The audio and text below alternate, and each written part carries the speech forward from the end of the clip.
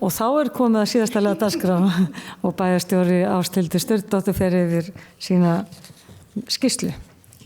Forseti, ágætu bæjarfulltrúar, þetta verkefnin sem, eða hluti þeirra verkefnin sem ég hef sent frá síðasta bæjarstjórnarfundi. Það frá 4. september og þar til í dag 17. september. 4. september þá átti ég fund með fulltrúum Landsnets vegna vinnu á mati umhverfisáhrifa fyrir Blöndulínu 3.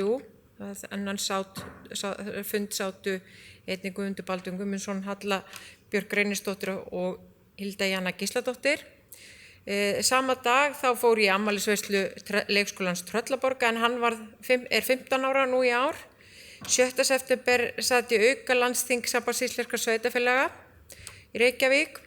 Þann 7. september tók ég þátt í málstofu á Lísu rokkhátíð samtalsins hér í Hofi og var umrædd málstofa þátttöku barna og var skipulögð umboðsmanni barna í samstarfi frístund- og forvarnardeild Akureyrarbæjar. Ég tók einnig þátt í sófaspjalli hvernig mun heimurinn líta út eftir 50 ár. Þann 9. september átti ég fund með fulltrúum hestamanna. Sama dag var kynningarfundur tillögur að uppbyggingu athafnasvæði á Oddeyri. 10. september átti ég fund með vegagerðin skilavegi og borgarbrautin til dæmis dæmi slíkan veg eða hluti hennar. 12. september áttu við fund flugstefnu með Ragnhildi Hjaltadóttur, ráðuneytisstjóra í samgöngu og sveitarstjórnarráðuneytinu og Hermanni Sæmundsssyni skrifstofustjóra í sama ráðuneyti.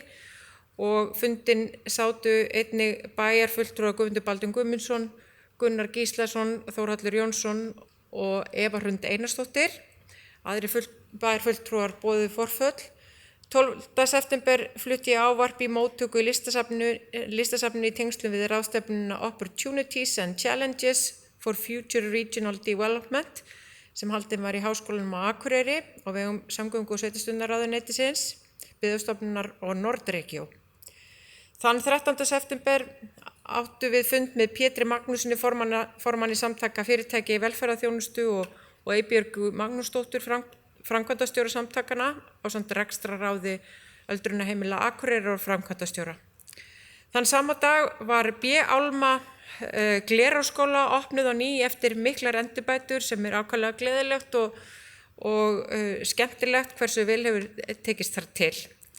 Nú í gær 16. september þá var afar ánægjuleg undirritun í listigarðinu þar sem Akureyrarbær festa og 19 önnur fyrirtæki og stofnanir í bænum skrifuðu undir samkomulag sem felur í sér að festa aðstoði fyrirtækir og stofnanir með því að leggja til tól og þekkingu til að vinna að loftslagsmarkmiðum sveitarfélagsins. Verkefnið fellur undir umhverfisstefnu og markmið bæjarins kolefnishlutleysi. Og í morgun þá áttu við fund með aflinu starfsemi þess. Það bæjarstjóri Ásthildur Sturludóttir lokið máli sínu og eftirtaldar fundargerðir lagðar fram til kynningar.